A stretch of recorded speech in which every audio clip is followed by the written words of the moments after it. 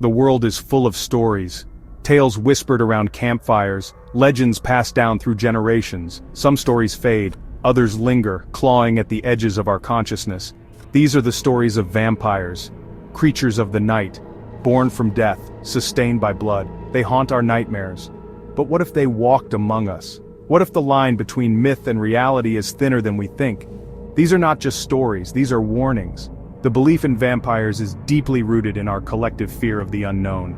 For centuries, cultures across the globe have told tales of these undead beings, their stories often intertwined with real-life events that defy explanation. In the absence of scientific understanding, death and disease became fertile ground for superstition. Join me now as we delve into the chilling stories of Peter Plagojewicz and Mercy Brown, two figures whose lives and deaths fueled the flames of vampire legend.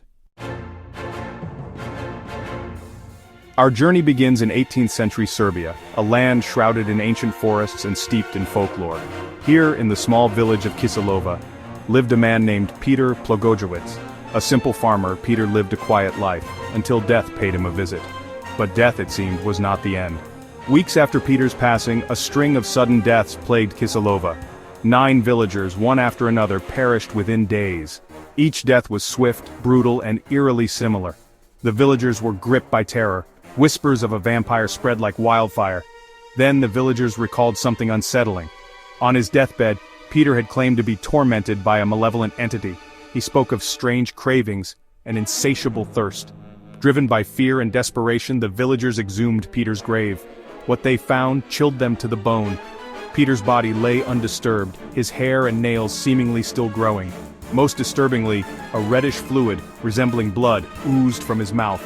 In the eyes of the terrified villagers, the evidence was undeniable. Peter Plagojewicz was a vampire.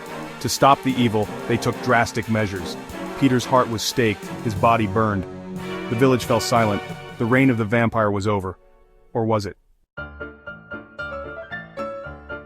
Across the Atlantic, a similar tale unfolded in 19th century America. Exeter, Rhode Island, a small town bound by tradition and haunted by an unseen enemy.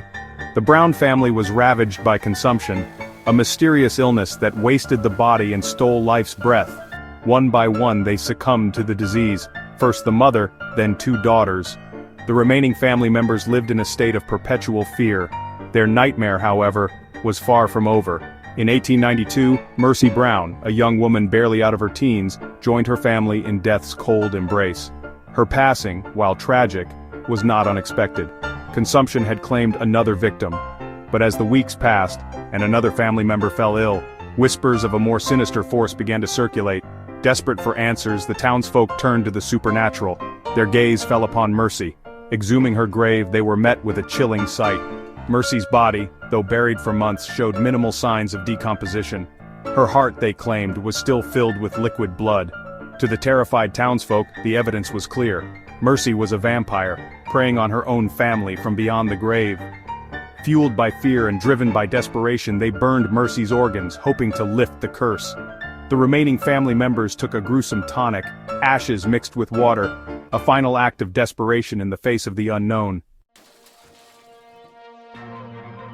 Section 4. The Consumption Curse, Disease and the Rise of Vampire Lore. The stories of Peter Plagojewicz and Mercy Brown, separated by time and distance, share a common thread, the chilling specter of disease. In an era before modern medicine, illnesses like tuberculosis, known then as consumption, ravaged communities, leaving behind a trail of fear and unanswered questions. Consumption, with its slow wasting nature and its tendency to cluster in families, was often seen as a curse. The dead, it seemed, were coming back to claim the living. Without the tools to understand the true nature of diseases, people turned to the supernatural for explanations. The symptoms of consumption, paleness, weakness, coughing up blood, mirrored the descriptions of vampires found in folklore. The decomposition process, often slowed by cold weather or burial conditions, further fueled these beliefs. Bodies that showed little decay were seen as evidence of unnatural forces at work. Fluids seeping from the mouth, a natural part of decomposition, were mistaken for the blood of victims. In the absence of scientific understanding, fear and superstition filled the void. The vampire, it seemed, was not just a creature of darkness, but a very real threat. Section 5. Echoes of Fear. Vampires in the Modern Age. The stories of Peter Plagojewicz and Mercy Brown serve as haunting reminders of a time when superstition and fear dictated our understanding of the world. Today, armed with scientific knowledge, we can look back and recognize the tragic misunderstandings that fueled these vampire legends. What was once seen as the work of the undead, we now know to be the devastating effects of disease. Yet, despite our advancements in medicine and technology, the allure of the vampire persists. These creatures of the night continue to captivate our imaginations, appearing in books, movies, and television shows. Perhaps it is the thrill of the unknown, the fear of the darkness that resides within us all, that keeps these legends alive. So I ask you, were Peter Plagojewicz and Mercy Brown truly vampires, creatures of darkness returned from the grave? Or were they simply victims of a time when disease was a curse, and the only explanation for the unexplainable was the supernatural? The answer, like the shadows that dance at the edge of our vision, remains elusive. Leave your thoughts below, and let's explore the darkness together.